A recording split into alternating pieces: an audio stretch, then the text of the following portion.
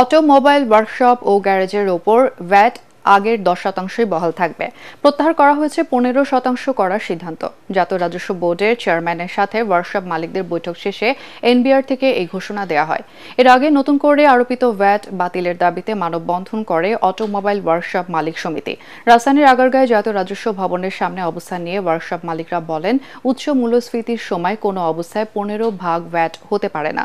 তাদের মতে ওয়ার্কশপ মালিকরা অন্যের জায়গা ভাড়া নিয়ে গাড়ি মেরামত করে, অথচ জায়গার মালিকের উপর ভ্যাট না করে ওয়ার্কশপ মালিকগণের উপর ভ্যাট চাপিয়ে দেওয়া হয়েছে। যোগাযোগ সচল রেখে এই শিল্পকে টিকিয়ে রাখতে ওয়ার্কশপ জায়গা ভাড়ার উপর ভ্যাট প্রত্যাহার করার দাবি জানান তারা। এইভাবে আমরা কাজ করি, এইভাবে আমাদের হয় না। আবার এর উপরে ব্যাটের চাপ, তা আমরা কিভাবে পারবো? আমাদের রাজস্ব যারা কর্মকর্তা আছে ওনারা আমাদের লোকাল প্রতিষ্ঠানগুলোতে ঢুকে ঢুকে কাগজপত্র নিয়ে যাচ্ছে 15% ব্যাটের জন্য। এটা আমরা মানি না, মানবো না। সাধারণ আমরা সবাই একত্রভাবে যেটা করা সম্ভব হয় সেটা চিন্তা ভাবনা করে দেখা যাবে কি হয়।